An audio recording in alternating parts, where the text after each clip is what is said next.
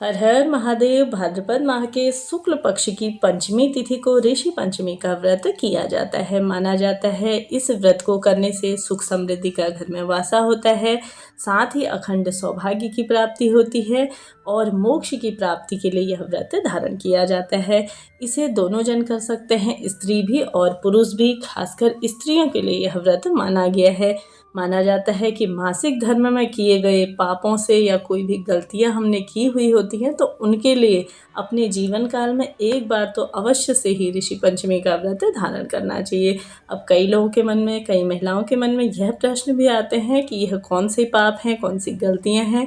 तो देखिए, शास्त्रों में भी मासिक धर्म के लेकर पहले से बुजुर्गों ने भी कुछ नियम बनाए हुए हैं, जैसा कि 5 या 7 दिनों तक महिलाएं रेस्ट किया करती थी, ना तो वह भोजन बनाती थी और ना ही किचन इत्यादि को छूती थी। तो साथ ही साथ ना मंत्रों का उच्चारण और ना घर में किसी अन्य जन को छूना। इस तरह से कुछ कार्य होते थे, कुछ नियम होते थे, उन्हें महिलाएं कर भी लेती थी और नियम का पालन भी होता था। लेकिन अब ऐसा नहीं है। अब हम अकेले अकेले रहने लगे हैं। पहले जॉइंट फैमिली थी तो एक को अगर पीरियड इत्यादि आते तो दूसरा कार्य कर लेता था, लेकिन अब ऐसा नहीं है। अब सभी अलग अलग फैमिलियों में रहने लगे हैं तो महिलाओं को ही ये सभी कार्य करने पड़ते हैं। तो यह जो नियम हैं जो बनाए गए हैं उन्हें हम नहीं पूरा कर सकते, तो उसके लिए भी ऋषि पंचमी का व्रत, जैसा कि आपने जो भी गलतियां की हैं, जो भी आपके दोष हैं, तो उसके लिए इसका निवारण करने के लिए ऋषि पंचमी का व्रत धारण किया जाता है। इस वीडियो में बात करेंगे कि ऋषि पंचमी व्रत किस दिन पड़ने जा रहा है, पूजा का शुभ मुहूर्त क्या रहेगा और साथ ही साथ व्रत के क्या क्या नियम हैं, आप सभी को क्या खाना है, क्या नहीं खाना है और विसर्जन कब करना है, उद्यापन आपको कब करना चाहिए, कितने व्रत आपको इसके करने चाहिए, कितने सालों तक यह व्रत करने हैं। संपूर्ण नियम और छोटी छोटी जानकारियाँ आप सभी को इस वीडियो में प्राप्त हो जाएंगी, तो वीडियो में बने रहिए। तो अभी आप मेरे चैनल में नए आए हैं तो चैनल को सब्सक्राइब कर लीजिए, साथ ही साथ बेल बटन को दबाना ना भूलिए। इससे क्या होगा, मेरे वीडियो की सभी नोटिफिकेशन आपको सबसे पहले प्राप्त होगी। तो जैसा कि सबसे पहले हम बात कर लेते हैं कि ऋषि पंचमी साल 2024 में कब पड़ने जा रही है। जैसा कि भाद्रपद माह के शुक्ल पक्ष की पंचमी तिथि 7 सितंबर को शाम को 5:37 पर शुरू हो जाएगी और अगले दिन 8 सितंबर को शाम को 5:38 तक यह रहेगी।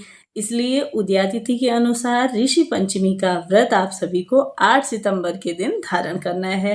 पूजा विधि के लिए आप सभी को सप्त ऋषियों की इस दिन पूजा करनी चाहिए। सप्त ऋषि कौन कौन से हैं वह भी आप सभी नोट करते हुए चलिए।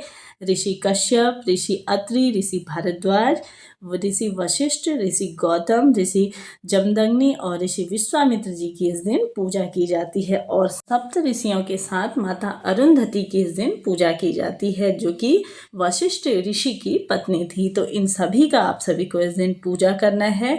माना जाता है इस दिन आप सभी को सबसे पहले सुबह के समय में स्नान आदि का, गंगा स्नान का इसमें विशेष महत्व है। अगर आप गंगा स्नान करते हैं तो आप सभी प्रत्येक ऋषियों का एक एक बार स्मरण करते हुए आप सभी को 8 बार गंगा में डुबकी लगानी है। 8 बार उनका स्मरण ध्यान करते हुए एक एक करके सभी ऋषियों का स्मरण नाम लेकर के आप सभी को इस दिन, और माता अरुंधति का भी नाम लेकर के आप सभी को इस तरह से स्नान करना है। यह पॉसिबल नहीं है, आप गंगा स्नान नहीं कर सकते तो घर पर ही, जैसे कि आप घर पर स्नान आदि करते हैं तो इस तरह से, जैसा कि आप लोटे या मग्गे जिस तरह से आप जल डालते हैं उसी तरह से ये एक एक करके इनका नाम लेकर के आप सभी को घर पर भी स्नान चाहे करते हैं तो आपको इस तरह से कर लेना है। इनका स्मरण मात्र करने से ही, जैसा कि व्रत है तो अति श्रेष्ठ है, नहीं तो आप सभी इस तरह से स्नान आदि करके उनका नाम जाप करके भी करते हैं तो तब भी आप सभी को विशेष फलों की इस दिन यह प्राप्ति होती है और आपकी मनोकामनाएं पूर्ण होती हैं। तो जैसा कि इसके साथ ही साथ कि पूजा विधि क्या रहेगी, तो पूजा के लिए आप सभी को क्या करना है, मिट्टी के शिवलिंग जिस तरह से हम बनाते हैं, छोटी छोटी मिट्टी की लोइयों से आप सभी को क्या करना है, सप्त ऋषि और माता अरुंधति और साथ ही साथ माता गौरी और गणेश जी भी आप सभी को बनाने हैं। महादेव, माता गौरी और गणेश जी बना करके भी आप सभी को पूजन करना है। माटी के नहीं बना सकते तो आपके घर पर कोई फोटो प्रतिमा हो या दुकान पे इजीली अवेलेबल मिल जाती हैं, आप सभी जाइए और पूजा पाठ की दुकान में से एक सप्त ऋषियों की फोटो प्रतिमा ले आइए, उसकी भी आप पूजन कर सकते हैं। नहीं तो आप सभी क्या कर सकते हैं, सुपारी से सप्त ऋषि बना सकते हैं, माता अरुंधति, गणेश जी आप बना करके पूजन इस दिन कर सकते हैं। घर पर चौकी लगा लीजिए, उसमें पीला या सफ़ेद रंग का वस्त्र बिछा करके आप सभी इन सबको उसके ऊपर विराजमान कर लीजिए। आप जिस प्रकार भी पूजा करना चाहें, जिस तरह से आप अपने घर पर प्रतिदिन घी का एक दीपक प्रज्वलित करिए, धूप दीप साथ ही मौसमी जो भी फल इत्यादि हैं उनका भोग लगाइए, सफ़ेद मिठाइयाँ, सफ़ेद फूल आप सभी समर्पित कर सकते हैं। माता अरुंधति को लाल फूल समर्पित करिए, माता गौरा को, और साथ ही साथ आप सभी को इन्हें जनेऊ इत्यादि पहनानी है। साथ ही वस्त्र स्वरूप में अगर आप कुछ वस्त्र इत्यादि सफ़ेद रख सकते हैं तो यह अति श्रेष्ठ है, जैसा कि अंगोछा इत्यादि, धोती इत्यादि भी कुछ लोग चढ़ाते हैं। नहीं तो आप सभी को कलावा ले लीजिए, कलावा को छोटे छोटे टुकड़े करके आपको वस्त्र स्वरूप में इन्हें सबको आपको चढ़ा देना है। ऐसे सरल सी पूजा आप सभी को करनी है। मैं स्क्रीन पे सभी नाम लगा दे रही हूँ, आप एक एक करके इनका स्मरण करते हुए आप इनका पूजन करिए, साथ ही कथा सुनिए। मेरे चैनल में प्रतिदिन आपके लिए कथाएं आती हैं, उन्हें सुनिए और प्रसाद वितरण करके यह आपका पूजन हो गया। इसके साथ ही साथ आपको व्रत किस दिन खोलना है, जैसा कि इस दिन आप सभी को, और जैसा कि आपका दोपहर में पूजन हो जाए उसके बाद आप सभी को सूर्यास्त से पहले अपना व्रत खोल लेना है।